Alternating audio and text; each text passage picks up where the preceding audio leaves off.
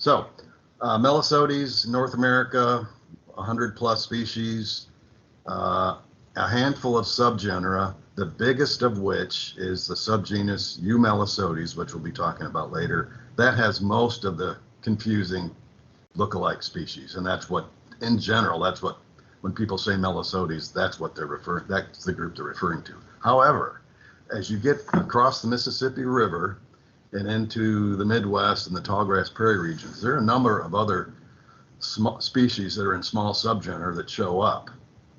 And these are very distinctive, much easier to recognize than those species in Melissodes. And those are things that specialize on certain plants like poppy mallow and some others. So those come out first in my key because they're distinctive and relatively easy to recognize. But some of those are not in the East, at least if they are, they're very rare. We'll talk about those. But it's the Melissodes group that, with species like Boltonii, Agilis, Trinotis, dentiventris, all these very similar species, that's the most largest and most confusing group, I think, in Melissodes. So, and are we going to talk a little bit about if there are, easy in terms of, using that term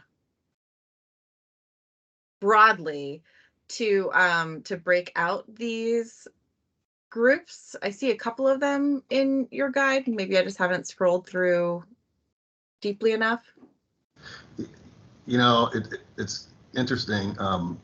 Yes, there are keys to the subgenera, but they're mind-numbing. And so what I've included in my keys to the Midwestern and most of the Eastern species don't even hardly mention subgenera, but the species in those subgenera are distinctive. And I know that sounds sort of doesn't make a whole lot of sense, but there are certain species in, let's say, the subgenus Melissodes in the East, the pickerweed specialist, really distinctive bee, totally. And then there's a Caloroe specialist in the Midwest and in the Great Plains. It's in a different subgenus, and it's distinctive. But if you try to describe the subgenera, it's more difficult. The species are easier to understand, the individual species, than the whole subgenus. And I know that probably sounds confusing, but. And I actually have apicatus on the screen right now, so we can go, just jump right into some of those things. But we have a question in the. Go ahead, Claire. We have a question in the chat first. Eric asks, Discover Life only has 28 species in the male key, but Mike just said that there are 100 plus species in the US. Is the Discover Life key a work in progress yet for the males? Yes. In fact, Mike and I are in very broad terms extending the Discover Life keys that are not already populating the West further into the Midwest. And we're beginning conversations, and this is open to anybody, of people out in the West to start adding in additional species to their regions, to the guides. It's not something that we need to talk about today, but if you want to start tackling different groups for a region that we're not covering, we'll work with you. And so we're working with Alaska right now, and tomorrow we have some Utah people to talk to. Is that right, Claire? I don't have that on my calendar, do I? I think I do. All right. Well, in any case, we're happy to work with different people, even if we don't know who they are. But Mike and I are, have been actively working in the past few years in a sort of steady but COVID slow rate to start bringing in some of the material. So right now, for example, most of the state scoring is done for existing species, but some of the ones we're working on now are to bring in the species that aren't currently in and adding them into the guide. And then it's endless. We're always tweaking these things because sometimes you find collisions between two species and we have to clear that up or clarify it. So, yeah, never ends. And that's why we're always interested in hearing from people in terms of things they'd like to see improved, or to work with us on identification strings for uncommon species or new regions.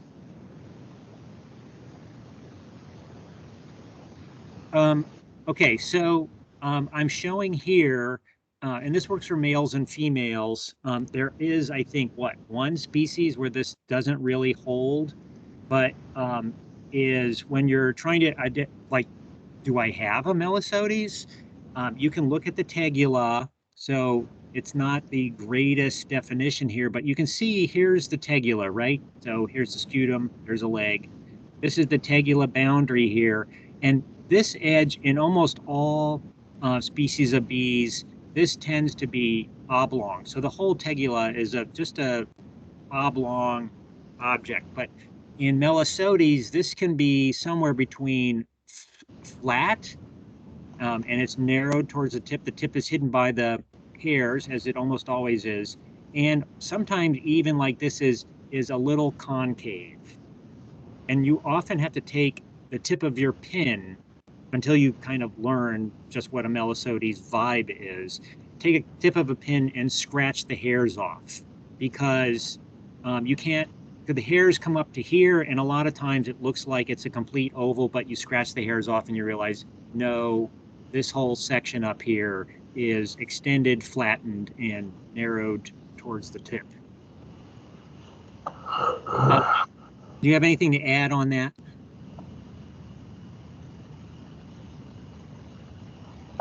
Mike, you're gone. Mike is not there. Mike left. Mike left? Okay. Well, and I'll point out, and I'm interested in hearing, because we had this discussion come up with the other day, is on Melissodes males, T7, I'm going to pull the tags off here. T7 has a tooth on it, as does T6. So I'm going to bring that into the screen here.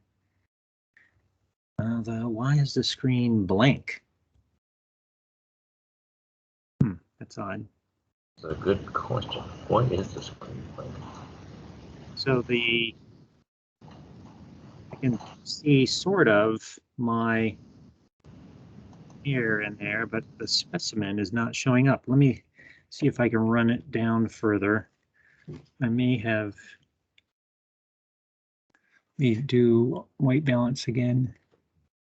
Oh, there we go. All right, so now bringing this down. So also note, when we were talking about distinct groups of bees, there's a group of bees in apicatus, which is the pickerelweed specialist that Mike mentioned, has hair bands along the rim rather than hair bands, white hair bands recessed back. So hair bands are a big part of Melissodes identification. I have another specimen we can show if we have time of another hair band on the end species, which is Melissodes, sorry, I'm doing two things at once, Michelli, and but it's found only in basically deep sand areas in the southeast. So it's not one you run into very often. Okay, so again, here's this tooth. We see this fairly frequently. In this case, this one is, if we were to inspect this more closely, we would see it's actually coming off of the tergite. It's not something that's peeking out from underneath like Usura did. This tooth is on the segment, and if we were able to see a little more clearly under this thick hairband on T6, we would see also a tooth there. So, Mike, are you back on? Is he? He's getting there. Yeah, I'm back. So, Mike, we're talking about teeth on T7 and T6. What other species have T6 or genera have T6 and T7 teeth? I would say none. Are there? Okay. I mean, I think that's one of the unique things about male Melissodes is the T7 has teeth, and Svastra doesn't have teeth on T7. Tetraloniella, or whatever you call it now, that doesn't. And some Melissodes, the teeth are small, you know, Yeah. and sometimes, and it could be overlooked, especially if T7 isn't well exposed. So, you know, and then there's always the tegula. If you can't see or aren't clear on T7 teeth, whether they're there or not, or if they're really teeth or if there's something else, you know, most Melissodes have the teardrop shaped tegula, but a couple of them, most people would say it's not. You know, and a couple of those are in the East that have, in fact, the one you've got on the screen. Many people would describe the tegula of apicatus as roundish, not tapering. So that can be a tricky character, especially because the hairs, the pubescents, sometimes cover the anterior part of the tegula. So if you're not scraping hair away, sometimes you just think the tegula is round. So but it's a good character. It's sometimes hard to see. Yeah. And we looked at this the specimen's tegula, and this is not the best angle here. We're looking at it differently, but you could see it's flattened on the outer edge. So we have a point of clarification. Did you mention on Svastra there may be teeth on the S6 that could be confused with T7? Yeah, I think people can confuse T6 and T7 regardless of what characters we're looking for, because sometimes T7 gets tucked under or isn't entirely exposed, and so you might, if you're rushing through things, you might think T6 is T7, and so you just sometimes have to be careful depending on the exposure of the specimen and whether condition and that sort of thing. So. And did we say anything about the sternites? The what? The sternites? We haven't, at least and maybe I missed that, but I in terms of the genus level, I don't think there's anything on the sternites that is unique to Melissodes. There are some other very similar genera like Floraligus and some others, and Usura, that have more modified sternites, and you've probably talked about those already. With the Usura in particular, sometimes depending on the species, their little flanges and things that they have going on there can peek out, and when you view them from the top and there's a lot of hair, you might go, oh, there's the T7 tooth, but there's other characters so if you look at the Melissodes heads, they don't really have that hugely projecting clypeus that Usura has. It's difficult to quantify that, but it's pretty clear. But again, if you flip them over, which is useful because a lot of times I've noticed with Melissodes, there are difficult to describe characters in terms of the hair patterns, but a lot of times you'll see a hair pattern under there that helps you if you're struggling with separating out, your morphological groups. So always useful to peek underneath. So Mike, we kind of covered, here's Fimbriatus is also in this group. I have a specimen of Michelli if we want to look at it, but these are that's a rarity. Yeah, and these are Emmys. This is about as easy as it gets in Melissodes. If there's a big, wide white band of hairs on the rim of the T2, T3 area, you've necked it down to almost nothing. So, yay. But there's more to come.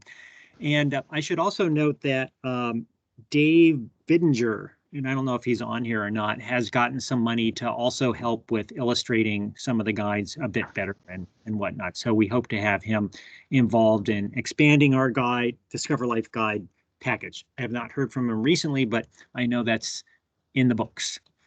So Okay. you mentioned Fimbriatus, and again, that's a rare bee, and it's got a strange distribution. It's along there are records from Virginia down to Carolinas and east and west, and it also occurs in Kansas and Oklahoma. So it's kind of an odd distribution, but it has a longer tongue than any other Melissodes. I mean, it's dramatically long, not as long as Melitoma, but it's long in both males and females. So it's going to hang down Yes. into the thorax area. Yep. Where almost none of the others really go beyond head capsule, I would say. And we're going to get into some tongue things here. And I don't know, do you want to just jump right into the to our friends comptoides and communis, which tend to be often some of the most common groups, or do you want to cover any other characters first? We can bring the characters there.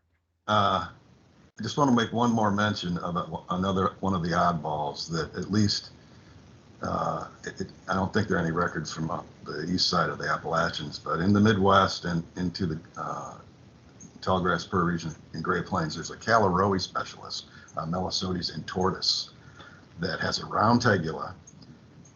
It does have, the males do have teeth on T7, but it's another rarity, and it's a specialist on poppy mallow, Caloroe.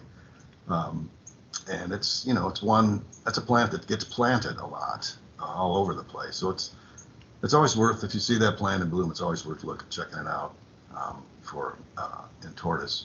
And it's a very odd bee. I mean, Michener once wanted to put it in separate genus. It's so different from all the other Melissodes that kind of piqued his interest. And it's in a separate subgenus, but the antennae are very odd. Most, as we're going to find out here shortly, most Melissodes male antennae at the F1, the first segment, is very short, but in tortoise, it's very long. And so it's very different looking bee. So I just want to mention that one, put that out there. Keep your, if you're in a place where there's Caloroe blooming, you never know. That's a good one to look for. So, right. Here in the guide that we have now, I think, Mike, let's just talk antennal segments for a little bit here. Wally LaBerge, who did a revision, I think in the 50s, or was it the 60s? It's 50s, yep. Yeah, of Melissodes, and is notoriously difficult to work with his keys, loved antennal proportions. In the Discover Life, sort of my acknowledging my frustration with his work, although I probably need to go back in and, like what Mike has in his keys, and look a little bit harder at F1 to F2 ratios. We just have the relationship of the first flagellar segment compared to the pedicel, and it's greatly overscored. In other words, there's a lot of overlap that we have the same, but in some instances, particularly with this greater than the pedicel category, that can be really useful to look at. And again, when you're in a group where you're like, I feel like there's more than one species, spend some time separating out your specimens by the first flagellar segment compared to the pedicel in a measurement sort of way. And I think several times I've been like, oh, I guess that's Druella in there, that kind of thing. So some of these things poke out, but even this is really subtle. And a lot of times we score a species for both these categories. But Mike, do you want to talk about F1 to F2, which we don't really talk about in our guide, but you do? Yeah. Wally LaBerge's keys are a challenge, but I think he was dead on when he used that ratio or that relationship between F1 and F2, and it doesn't really become. I guess it's hard to grasp until you see a lot of different species, and we'll talk about Boltonia and Fumosa probably later and today or some other day maybe, but those two are superficially identical, but there is a slight difference in the F1 versus F2 in those two. But if you don't have comparative material, you probably wouldn't get it. Right. So that's the other thing, is that once you have a good suite of species, male species, then it starts to become apparent that relationship between F1 and F2 is useful. Of course, antennae are the first things to break on a lot of meat, especially userine. So that sometimes is an issue. But I think it's very useful. The other thing that gets confusing is that there's a long side and a short side to F1. And Wally in his keys often, if you're not reading carefully, he sometimes says, compare the short side to the long side, or, so you have to read kind of carefully. So there is a short side. All the Melissodes, almost all of them have it. F1 has a short side and a long side, and then of course there's a gradation between the two. So that can be a challenge too, to come to grips with that. Right. But I think it's worth your time. I mean, I really do. This is definitely skill level identification, and time under the scope with known specimens is useful. And then you're gonna end up with just what does Jack Neff call them? The gray mass of Melissodes. So yeah, don't hesitate to use species designations in some of these things, or even A versus B, or just SPA, particularly absolutely. Get into poorly. So here's a good thing, like if you're running an operation where you're trapping into liquid, making sure that you or your technicians really are cleaning them well is going to help out, because there's nothing worse than dealing with Melissodes that are super goopy. It's because a lot of them just get, like, I can't tell, I'm going to call it species, and it's just frustrating. You'll be frustrated, we'll be frustrated. So Mike, how are you actually measuring these ratios? Because a lot of times, like 1/7 to 1/8, are you using a measuring reticle? I do have a micrometer in my scope. I'm going to interrupt you for just a moment. Can we get up on the screen while you're talking some antenna instead of just having the Discover Life up? Let me get so Mike, go ahead. I'm going to get another specimen. Yeah, micrometers can be helpful. It kind of gives you an additional level of confidence. But when someone says 1/10, F1 is 1/10 the length of F2 versus 1/4 the length of F2. I mean, that's pretty obvious. You don't need a micrometer for that. But sometimes when it gets, is it 1/7 or is it 1/8? I mean, yikes.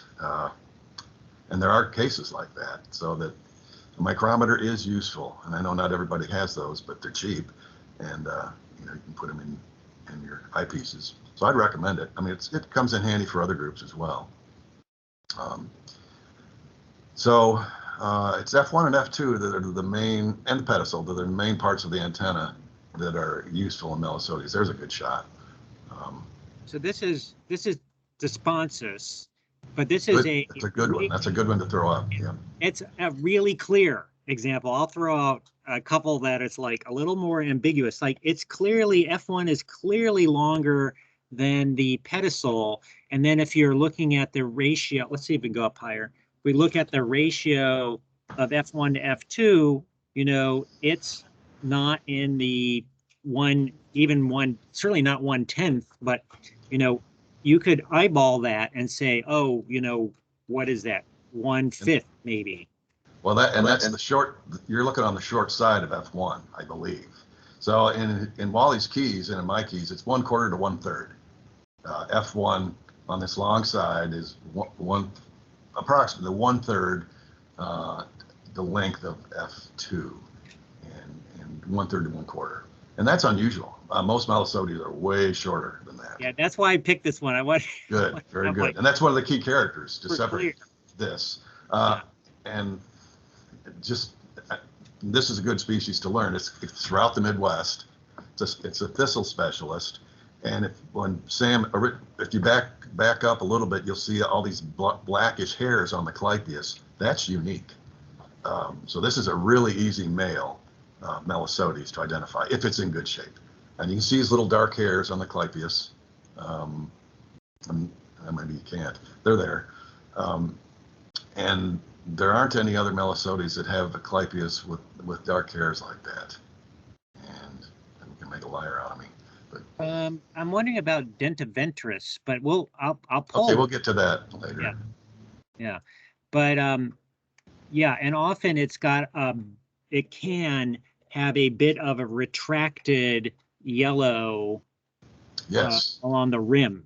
Yep. This doesn't appear to be so much the case on this one, but where the suture line is, often there's a little gap, very similar to like what we saw with Usura atraventris, where the yellow doesn't quite make it to the edge of the suture line, and there's a black area. This one really not showing it much, and you can see these little pit areas that often expands out with black around it. So in the northwestern parts of the Midwest, and particularly western Minnesota, a totally identical species shows up, Melissodes rivalis, which is I'm not sure you can really tell the two apart. And it's a western species, but in the upper parts of the Midwest, there are some records of that species occurring, at least we think. So, but in most of the Midwest and the East, you don't have to worry about that. But are the females identified? Oh, totally. I mean, sometimes there's overlap. Yeah. You know, it's like Boltonia and Fumosa. I mean, there's a lot of similarities. So, but anyway, I just wanted to throw that out there. It's in my key, the rivalis desponsa issue, but it's just good to know, depending on where you are. Here's a good example. This is almost the opposite extreme, where there's a huge amount of black in that upper part of the clypeus. And this is also demonstrates that there's variation in how these things work. And then also it's nice when you have a long, sometimes you're like, oh my God, look at all these Melissodes. Sometimes it's really nice to have that so you can parse through and within your study, go back and forth on separating out groups without even keying them first. Yep. So here's the antennal segment again. That's a good shot. Yeah. And you can see short side here, long side there, depending on which you choose, right? It's not like, oh, I'm just measuring this. You have two very different lengths involved. And this is true. Nomata is another one where antennal lengths, particularly of F1, are useful, but you have to choose the right side, or you have to acknowledge that there's two sides. So again, that's desponsus, and that's one that's an easy male and female to identify, and it's common throughout our region, and that's a great one to learn. Okay. I'm going to bring up dentiventris. It may be the females that I'm thinking of that have a little black on the thing, because this one is, but it's going to show a different antennal thing, because I think you're right. Yeah, really short. It's got tons of it doesn't have any of that black on the clips, and look how dense the hairs are there. But let's get a shot of the antenna there, F1 and F2, and you can see if there was any question, because they both have dark rear ends, right? So you're keying out on the hairs on the abdomen, you're seeing, oh, well, I don't see any or very, very little amounts of white banding, which is often where people start, and that could be desponsus or dentiventris, but you can just see here, if you get into the subtleties, then all of a sudden things break out and you're just left with smaller pairs rather than pulling your hair on everything. But here's this is the scape, there's the pedicel, there's the F1. You can see that this is about the same or even less. And now look at this length here compared to F1. This is F2 here to here. Here's a short side, there's a long side. The short side measures out to about 1/10. Quite different. Yeah, it's one of the shortest F1s in any species.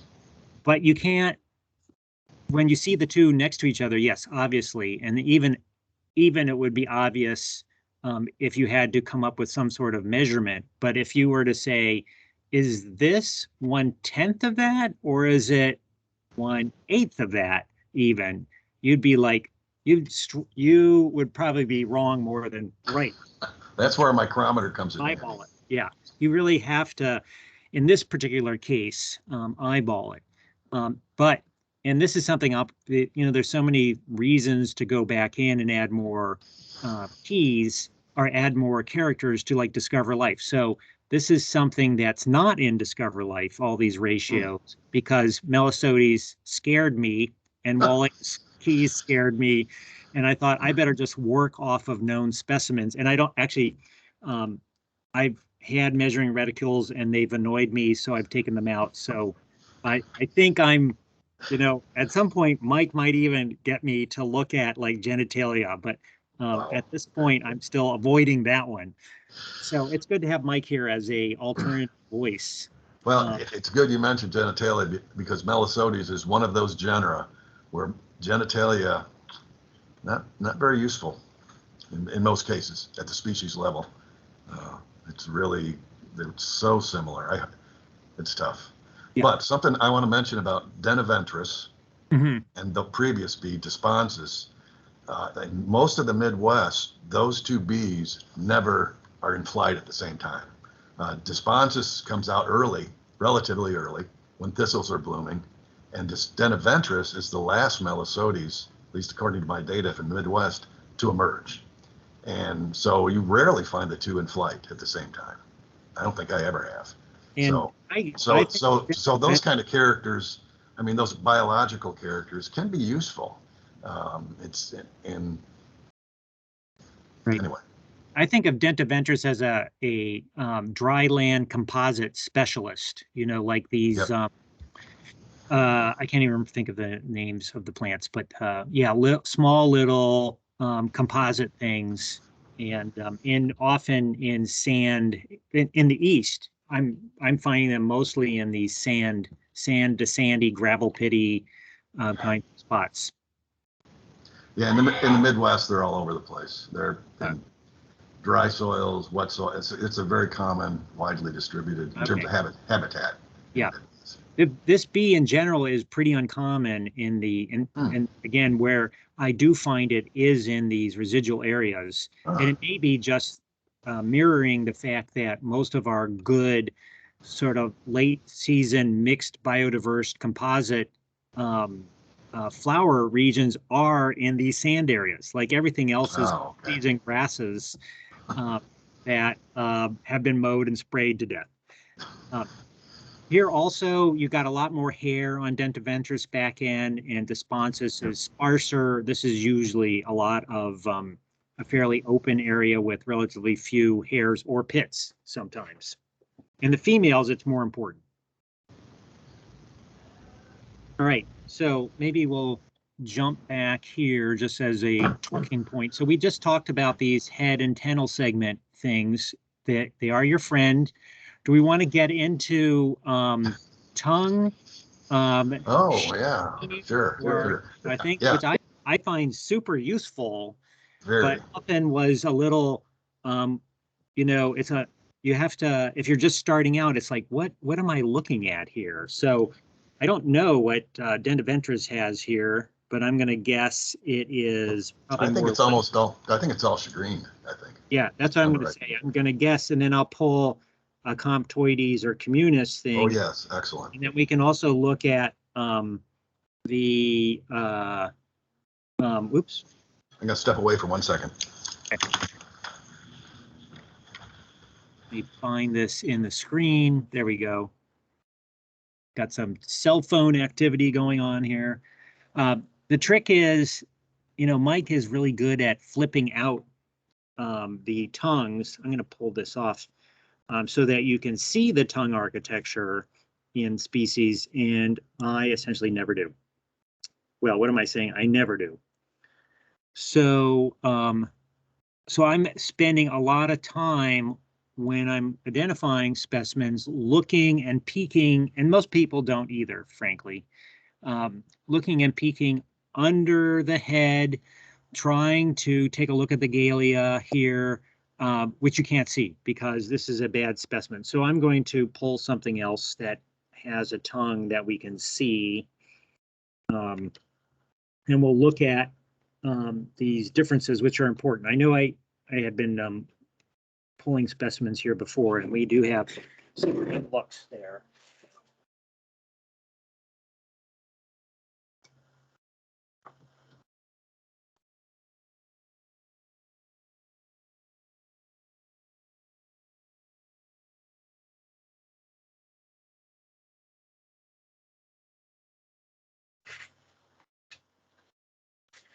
All right, so looking for a good one with smooth, with chagrined area. See if we can see the tongue in there. It's all these hairs. So this is again, okay, I think we can see that. This is again where you're going to really need to work with your fingers in doing identification, because a lot of times you gotta angle the shot just right. So I don't know, does illatus have smooth or chagrined or tessellate, whatever people want to call it? Oh, that's not one I see that often down here. Yeah. I think it's mostly maybe shiny at the basal half and then chagrined towards the end, as many of them are. Right. Dan, what species do you have on deck?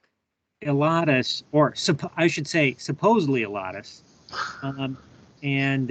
So if in looking at this, the darn leg is hiding it, but you can, there's indications here of what Mike's talking about. So this upper part is a bit smooth. So here's the galea, and here is, so people will call it different things, but what you're looking at is whether the integument here is smooth and shiny, mirror-like, so with almost no microscopic lines inscribing it, or is it dull? And the dullness can come from a patterning, or comes from a patterning of, I meant my max magnification here, and we'll pull several more. Is that it's the surface is almost at a microscopic level is reptilian, so it can have little plates, it can have fish scales, reptilian scales, but it's reflecting relatively little light because of all these microscopic lines. So this is not a great shot, but you can see, I think, smoother up here and reptilian down there.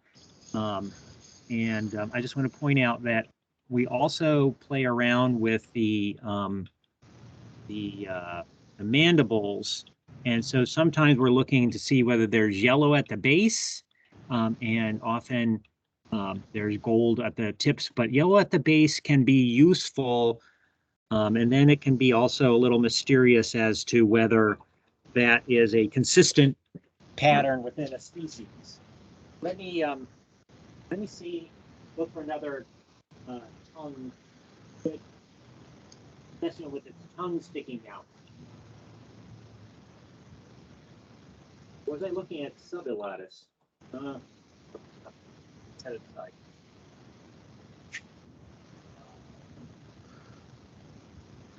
So two very common species in our area, comptoides and communis, in males and females, have completely shiny mirror-like galea. And these are also pretty good sized bees relative to most Melissodes. And the wing membranes are dark, cloudy. So for those two species, communis and comptoides, which everybody's going to come in contact with, cloudy wings, shiny galea, good size, it's going to be one of those two. I also like the fact that the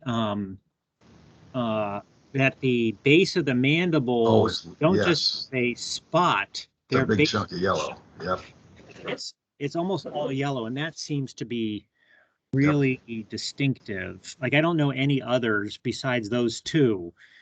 But here we finally have something with its tongue sticking out. And this is comptoides I have here. And in addition to the dirt, you just don't, and we'll try as we go through here to find a nice reptilian one, but you don't see any inscribed cross-hatching, reptilian, it's reflecting light, and there's really nothing there. It is totally smooth. So that's a double check. I usually look at these things at their mandibles because it's so clear and they're also big. And you can go like, oh, that's probably our friends. And they show up in most of these surveys a lot. When we start looking at vein trap results, there can be tons. So vein traps get lots of bombas, but they also get all the big bees. And that often means buckets of Melissodes to wade through.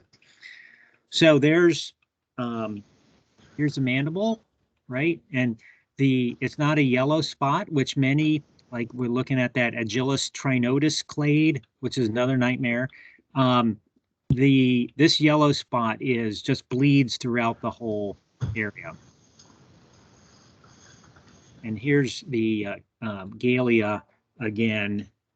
You can see just that's a nice angle on it. It's just really shiny. And if you have denticulatus, Sam, the Galea is entirely dull in that one. That'd be a good contrast. Okay, let me just see if I can find it. The problem is having one with its tongue out. Oh.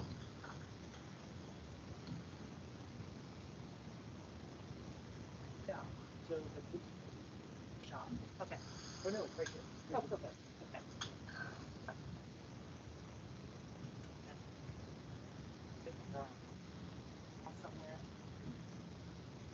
You just have to put the two legs on. Okay. Does that make sense? Okay, there's one that had a complete hoop. Yep. And then you just find the two legs and. Okay. All right. We're not attaching, we're not bolting anything. We're putting together a hoop house.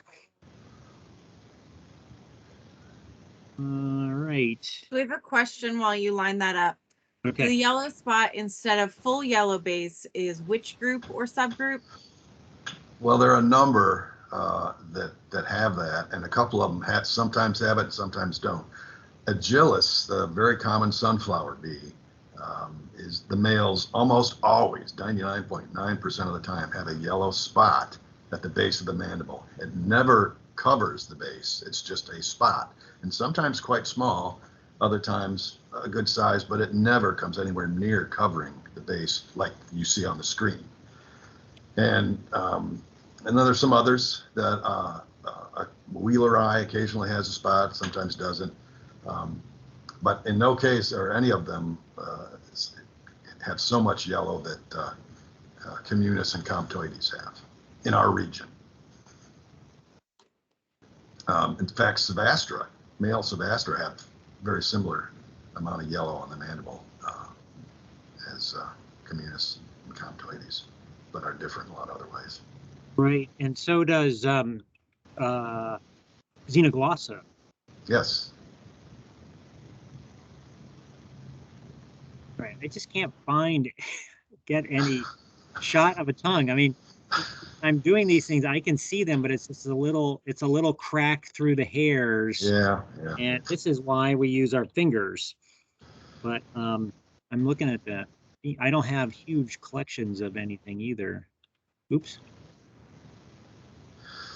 But a good point to make is that what Sam showed up there on comptoides is the very, very shiny, reflective surface of the Galea. If he showed you the opposite, I mean, it's night and day. I mean, you wouldn't confuse them. It's very, very obvious. Even if you just got a peek, you can see. Right, and it's difficult to show peaks with these setups. So we'll keep it in mind as I look through, upcoming specimens here, that we want to find one that has a very visible tongue. Do we want, maybe now that we've introduced the comptoides and communis group, that we actually talk about telling the two apart, which is Okay. the non-trivial part. I'll pull some specimens here. I am going to give a 5-minute warning since we are spending a lot of time on each of these characters. Holy moly, we're already almost at the end. Yeah. Like, I think like we've just scratched the surface, but it is Melissodes and everyone struggles. So I think these are good conversations. Any hints on making the tongues visible? Just attention to this when pinning and stretch them out to dry. Well, Mike's- if they've been in alcohol, in my experience, you can forget trying to pull the tongue out unless it's already exposed. So you know, most people know. I mean, I relax. You know, when I collect bees, I usually relax them when I net collect them in such a way that you can pull the tongues out, whether it's a Melissodes or an Andrina or whatever it is. So freshly collected with a net bees, usually you can extract, pull the tongues out enough, the mouth parts out enough to see them. But if they've been in bowls and then in alcohol, it's difficult. It's difficult. Ethyl acetate often causes the bees to stick Yep. their tongues out as, you know, one of the positives there, but most people don't use ethyl acetate anymore. So Jenny, you had your hand up. Did you want to speak to something?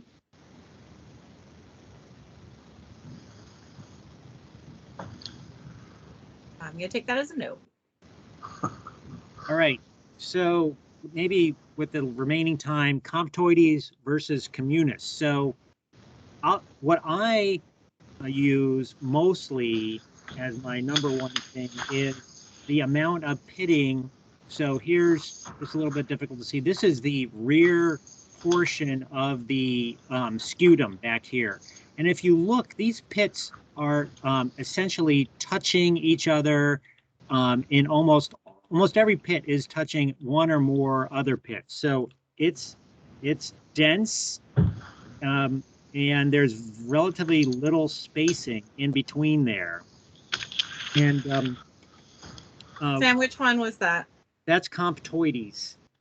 And let me see if I can get another specimen in here just so you have some views, but it's just the back part is what I use rather than, you know, in the middle of the scutum. And I think things tend to open up in the middle of the scutum enough.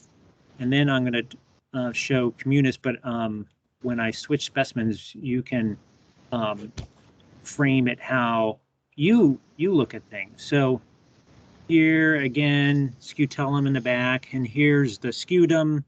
You can see that the pit density in the back side there is quite dense. Almost everything is touching, almost overlapping in most cases on that specimen. And the good thing about that character is it works for females and males.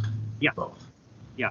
And I find the other I don't have a lot of other good characters. I have spent, because a lot of times you get huge runs of both. So a lot of the times you're going to be in an area. Also, I should point out that my experience is that comptoides maybe never has dark hairs on the scutum.